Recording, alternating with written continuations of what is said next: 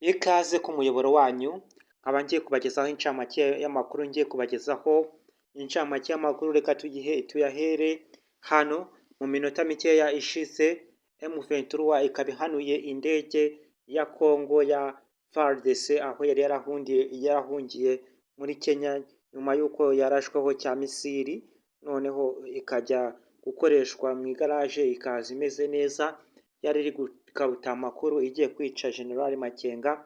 Iyi ndege ikaba ihanuwe mu kanya gatoya, ipfiriyemo abasirikari barenga 7 n'abapilote. Ibindi ndaza kuba mbibabwira. Reka nze turebe igisasu kiri kuvugira muri Goma aho umusirikare wa FARDC yirashe mu bwonko. Dukomeje ndaza kubagezaho uduce FDLR yagiye ifata. Reka nze mbagezeho inama ihuza abaminisitiri w'u Rwanda na minisitiri w'u Burundi, ibyo baganiyemo, ibyavuyemo. Ndaje mbagezeho minisitiri ubanye n'amahanga bita Biruta.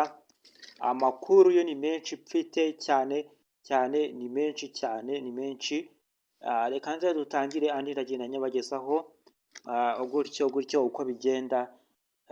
Igoma igisasu kiri kuvuza ubuhuha, umusirikare wa FARDC yirashe mu mutwe nyuma y'uko FARDC yari iri kumushakisha yabuze, naho yagiye mu baturanyi kwiba uyu muturage wari usanzwe uvunjisha mu gace ka Goma, nyuma y'uko abaturage bamwirutseho bafite esanse yo kumutwika, akabona n'ayandi mahitamo yo gusubira inyuma cyangwa ko barasa bitagishoboka, yahise yirasa mu bwonko ahita apfa.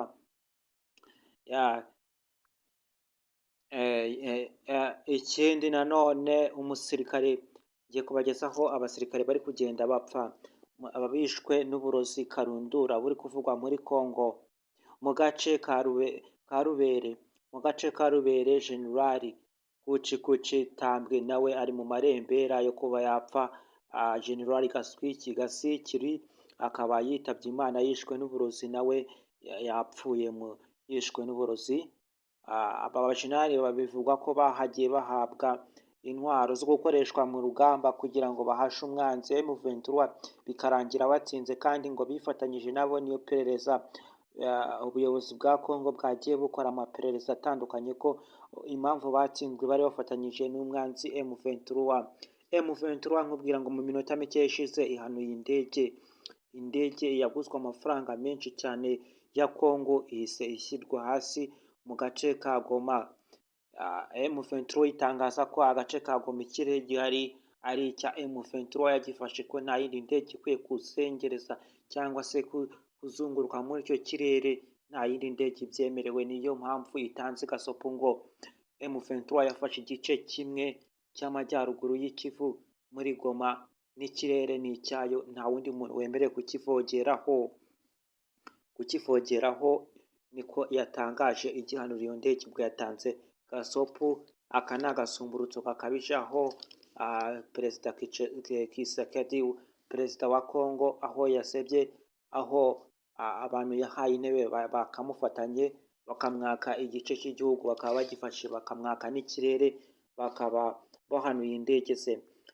Ndaje mbagezeho andi makuru y'incamake, ngenda mbabwira uduce nkomeza. Reka mbabwira andi makuru n'ababwiye y'ibanga, aho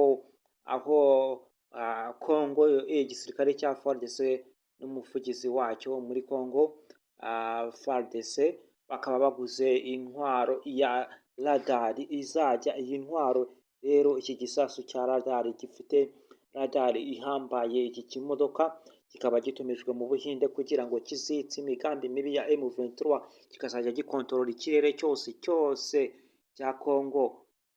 Iyi ntwaro ishobora gukontorora hagati y'ibirometero 100 n'150 kugira ngo bahashe umwanzi M23. Bari kwitegura kubera ko abageza harindimuka yarabamenyereye.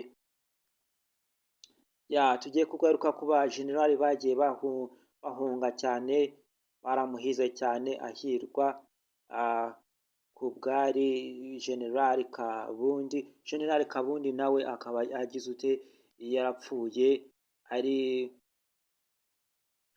nawe ntabwo yapfuye, ari mu marembera, ariko nawe ari mu bapfu. Ni nkawe yapfuye ahagaze, ari mu marembera yabo bagiye guha uburozi mu minsi mikeya kubera ko abandi bamubanjirije bafatanyije ku rugamba harimo nka ba generali Kasikri. Uyu nguyu we yararozwe kera yapfuye bamushyinguye, nta n'ikintu bigeze bagaragaza nk'umuntu witangiye umutwe wa FARDC nk'igisirikare cya Congo, nibwo bamushyinguye aribo bamwiyiciye bamuhaye uburozi kugira ngo atazajya kwifatanya na M23. Bigaragaza ko ngo abasirikare 300 bari basigaye bose bari mu marira kubera ko umuyobozi wabo niba ari Gasikiri akimara kumwica, ubwo bari kurorongotana abandi basirikare 300 yari ayoboye kugira ngo batazajya kwifatanya na M23. M23 ihanuye indege, ibi nabibabwiye, nagiye mbabwira ibintu bitandukanye. M23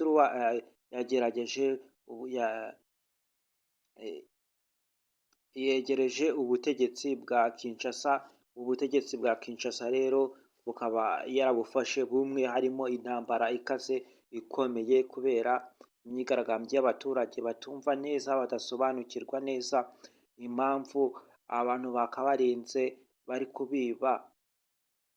Umutwe bita Red Tabara nawe ntabwo nigeze mbabwira mu ncamake. Umutwe bita Red Tabara, uyu mutwe uvuga ko bavuga ko u Rwanda ruri kuwutera inkunga yo kugira ute yo kuwufasha guhasha Uburundi. Uyu mutwe ntabwo uvugwa rumwe n'u Burundi, niyo mpamvu abarundi nabo bari baje kwifatanya mu ntambara ya FARDC na FDLR kugira ngo bahashe M23. Nyuma y'uko bakoze inama y'abaminisitiri ihuza abaminisitiri b'u Rwanda n'umuminisitiri w'u Burundi, bakaza kubona ko u Rwanda rutigeze rutera inkunga uyu mutwe wa Red Tabara, bahise baza kwifatanya ku rugamba kugira ngo bahashe umutwe wa FDLR. Nyuma y'ibiganiro baje kugirana, ubu ngubu Burundi n'u Rwanda ni umutwe umwe, bishize hamwe kugira ngo baneshe FDLR, kugira ngo bayice kubesha. Na Kenya rero ikaba yarabijemo, yarimanukiye. Nk'uko mbabwira ngo muri kiriya gihugu cya Congo harimo imitwe myinshi cyane utarondora, akangari imwe nta n'umuntu yizi, ni myinshi cyane. Buri munsi havuka umutwe mushya cyane, benshi baba bagiye gusahura ubutunzi, buri wese yitwaje gukiza intambara zitazigera zirangira na gato.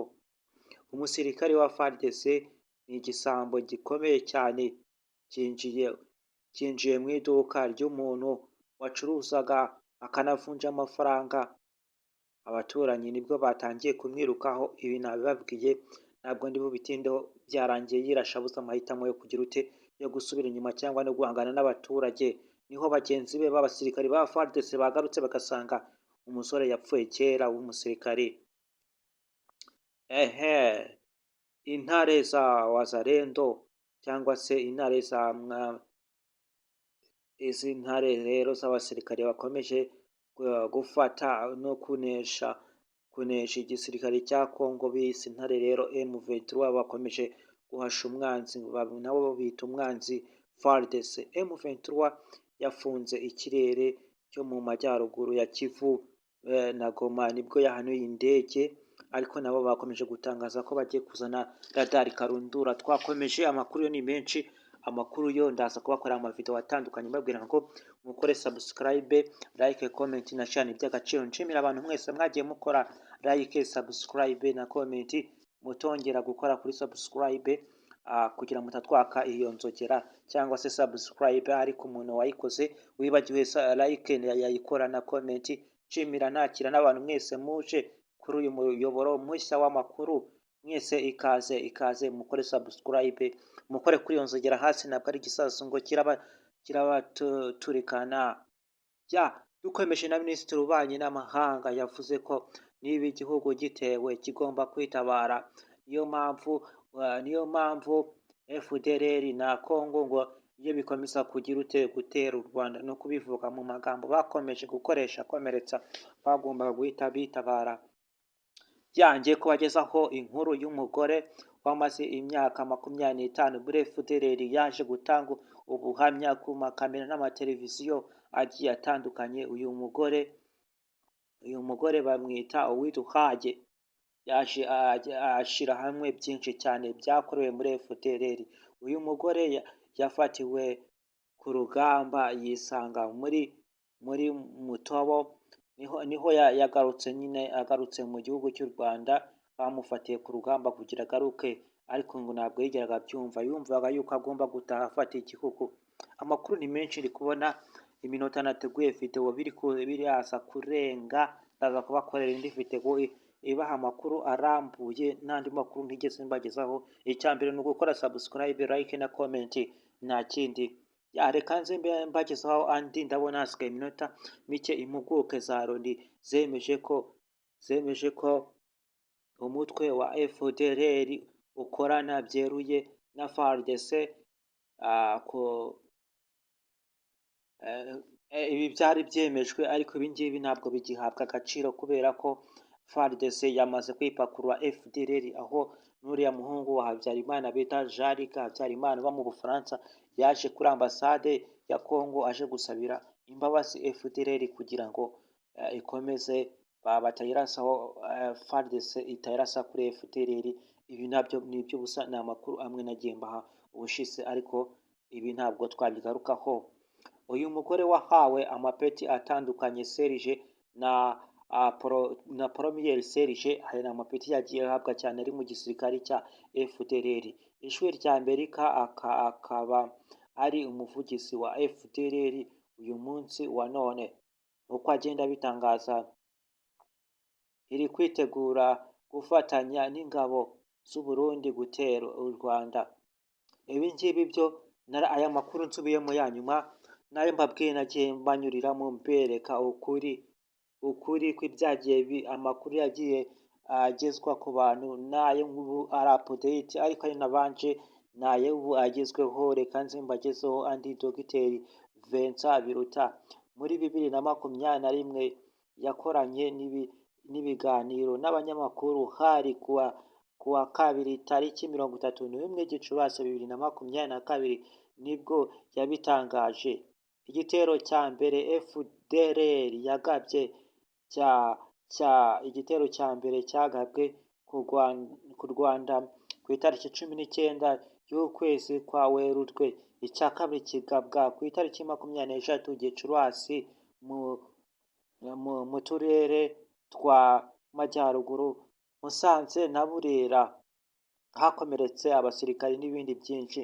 Ibi byose ni ibigaragaza ko FDLR nayo yakoze ibintu bitandukanye, iri kugaba ibitero ku Rwanda, ariko nayo iracyakomeje. Mbabwira andi makuru, nagiye mbabwira ko yamaze kwangaza abasirikari barenga 600 FDLR, ikaba hari utundi duce yagiye ifata, utundi duce iri kugenda ifata abasirikari bavuye mu gace k'Ijwi, bakaza bakihuza, bakubaka imbaraga, bakisuganya kugira ngo nabo barebe ko bakwirengera.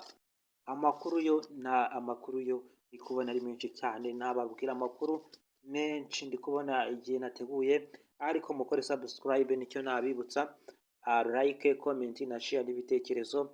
Ndaza kubakorera andi mavideo atandukanye mu kanya nimbona umwanya. Amakuru yo ni menshi cyane, amakuru ewana ndi kubona ari menshi cyane, ntabwo nayababwira ngo nyarangize. Icya mbere akaryoshye ntabwo gahora mwitama, nuko tubana 5 kuri 5, ubundi nkaza mbagezaho amakuru 5 kuri 5. Niyo ntego niyemeje, kugira ngo mumenye amakuru. Icya mbere ni amakuru. Iyo udafite ubuzima ntabwo uba wuzuye. Uwuzuye aba afite ubuzima, wuzuye ufite ubuzima n'ufite amakuru, kandi umuntu kurusha amakuru akurusha gutsinda. Niyo mpamvu mu banyeshuri ibihumbi n'ibihumbi ageza agomba kubonekamo uwa mbere urusha abandi amakuru, niwe mutsinzi. Rero nawe ugomba gutsindira ubuzima bwawe kugira ngo umenyere amakuru ku gihe, utazaraswaho nta kintu uzi.